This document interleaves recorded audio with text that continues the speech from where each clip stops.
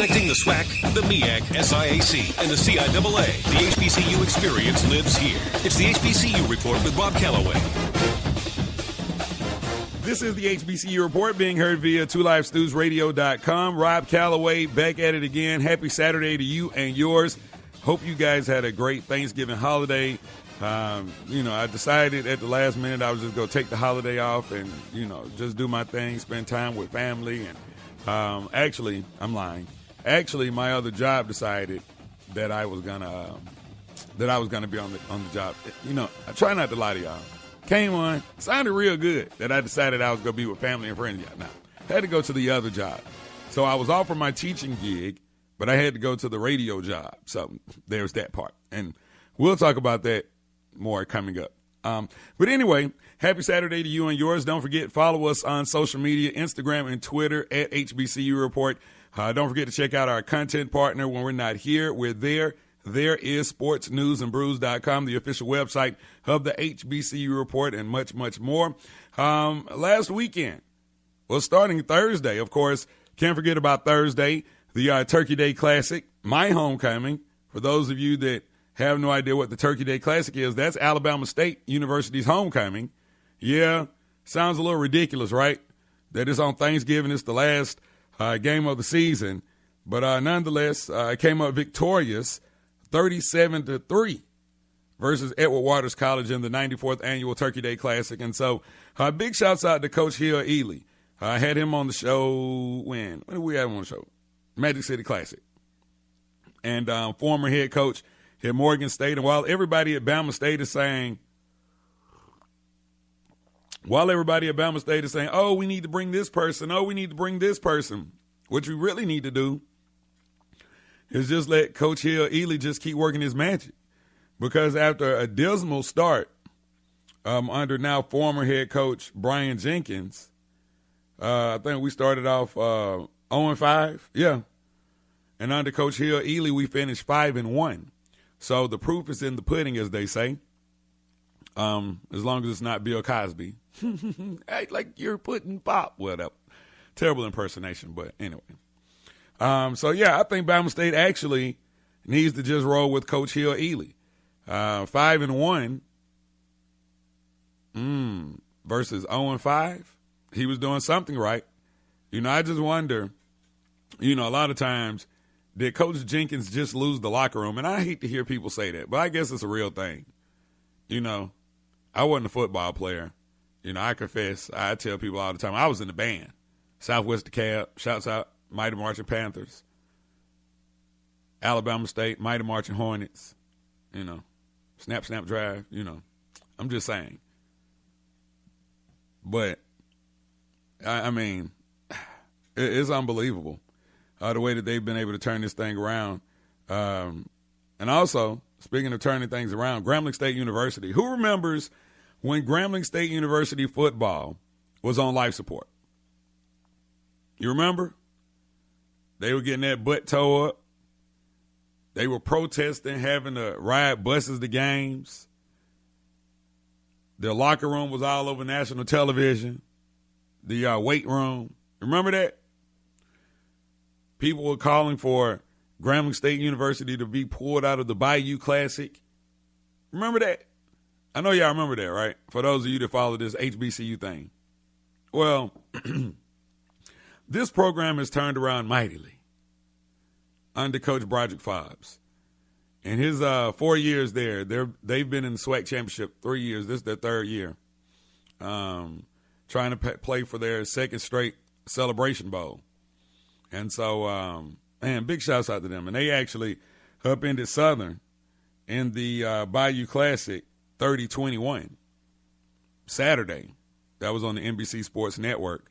And, that's something else that bothers me. I know you guys remember, for years and years and years, Grambling State and Southern, the Bayou Classic was on NBC for all to see. For the world. But then you put it on this little crappy NBC Sports Network. Man, I hate that. Because not everybody has NBC Sports Network. I mean, come on. Let's be honest. I was actually at the job and grabbed the remote to try to turn to Channel 11. It's 11 here in Atlanta. And I had to remember, like, oh, it's on the crappy NBC network. Well, really, all of NBC is crappy if you just want to be honest, except for our local broadcast. We have one hell of a news team at 11 Alive. But the rest of NBC, oh, man, NBC's crappy. It's been crappy. I'm not going to go into all of that, but, man, who watches NBC? I think they have that one show that everybody likes to watch. What is it? This Is Us. I think that's an NBC show, right? Now, I have to admit, I am a Law and Order fan, but I haven't seen any of these new Law and Orders. I watch the old ones, the reruns, USA. What's that other network? The We Network. What else does it come on? TNT, Netflix. Yeah. Catch me watching the old Law and Order. I haven't seen a new one. So, in my opinion, NBC's crappy. It's really crappy. But anyway, long live the Bayou Classic and long live Grambling State. You know, it's really funny. The other thing is that, being so entrenched in this HBCU culture, the lifestyle, that I am, it's crazy because I realize that a lot of folks really don't understand what Grambling State is all about. A lot of folks they know what it's about, but I guess they get tired of the fact that they are the banner school for HBCUs. I mean, hey, I love my HBCU too, but at the end of the day, you have to recognize that, man, Coach Rob put this thing on the map. If you went to Southern, you got to recognize. I'm sorry. If you went to Jackson State, you got to recognize. If you went to any of these institutions, even FAMU that had the great Jake Gaither and Coach Hubbard, like those guys, like what? Rudy Hubbard, yeah. But at the end of the day, you still have to tip your cap to Grambling because it was Coach Rob. And I don't believe in my heart of hearts that a lot of things would even be happening now in HBCU football, the good things, if it were not for Coach Rob. Plain and simple.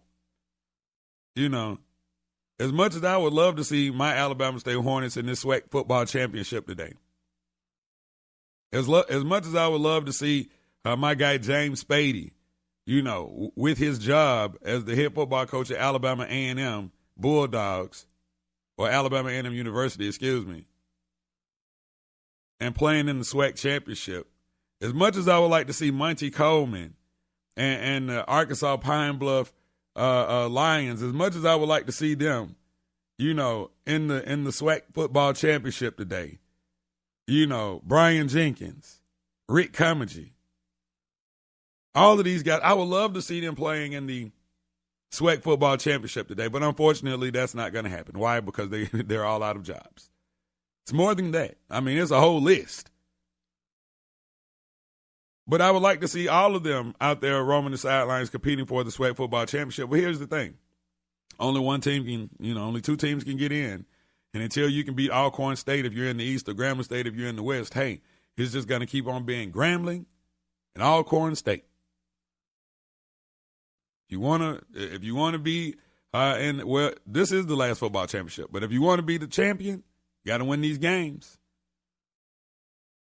You got to win these games. And yeah, and the final SWAC football championship, I know some of y'all probably like, what? Yeah, the final SWAC football championship is happening today at 3:30, NRG Stadium in Houston between Grambling State and Alcorn State. And coming up on the show, we will talk with both the head football coaches of Grambling State and Alcorn. Fred McNair, my guy, the big brother of Steve Air McNair. He's the head coach over there at Alcorn. He's going to join the show, as well as Broderick Fobbs of Grambling State University.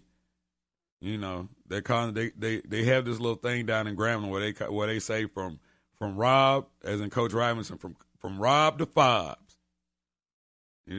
They're doing some dynamic things down there. So he'll check in with us as well. The road to the Celebration Bowl, not only, they have this thing, and let me just back up before I say this, but they have this thing with the Celebration Bowl where they talk about the road to Atlanta. the road to the Celebration Bowl. With all of that, you add up all of that, and all roads lead to the HBCU report. So can't make it to Atlanta without coming through the HBCU report. So the winner of today's game will be in the Celebration Bowl December 16th, Mercedes-Benz Stadium, and it's actually going to be my first time going to the stadium. I turned down my media tour invite. I damn sure ain't going to see the Falcons.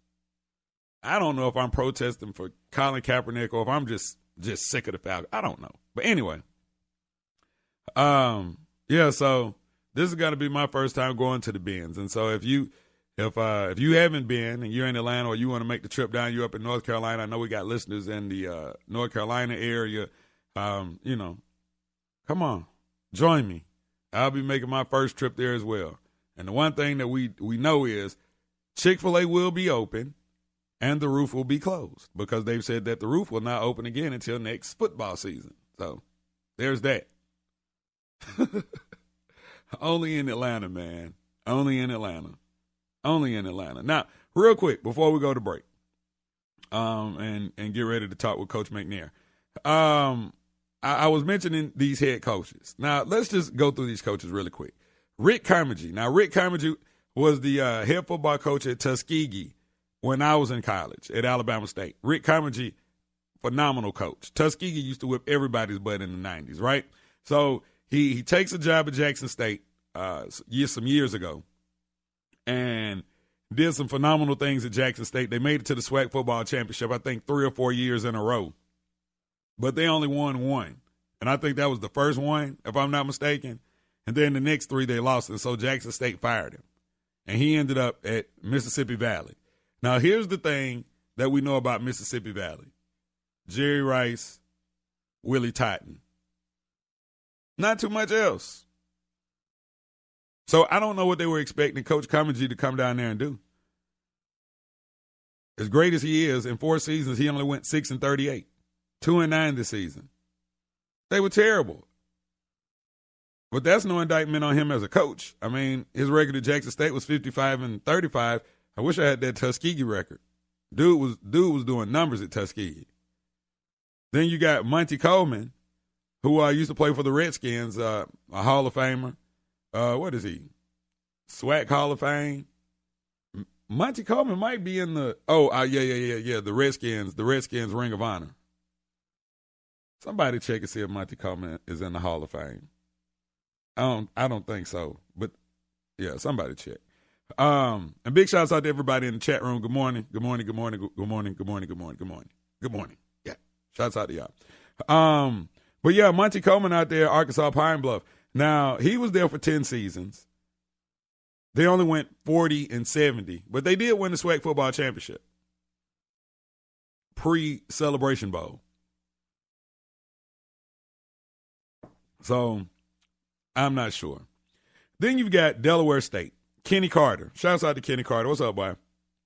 3-30 in 3 seasons. 2-9 this season. Not a good look. But Delaware State not really known for football, right? What is Delaware State known for? Delaware State, in my opinion, is one of those little-known HBCUs. Nobody thinks about Delaware State when they start talking about HBCUs unless you went there. Like, off the top, I know one person that went to Delaware State. William Buck Godfrey, my high school football coach, the greatest football coach ever. Yeah, Buck. Shouts out to Buck. Yeah. All right. Anyway, of course, we know Brian Jenkins' situation. He's out. Oh, my God. How about this? This is so unbelievable, y'all. So, for those of you that were tuned in when we last aired, 2 weeks ago, we were getting everybody ready for the Battle of the Real HU as Howard and Hampton were hooking up. And we talked with both coaches, Mike London of Howard University, and we also talked with Cornell Maynor of Hampton University. There was a lot of news breaking about Hampton because Hampton had just announced a few days prior to the show that they were going to leave the MEAC to go to the Big South Conference. And so in addition to the Battle of the Real HU, we had this going on. So, we're talking to Coach, and, he gave us a great interview. If you missed it, you can go back, relive it. We have it posted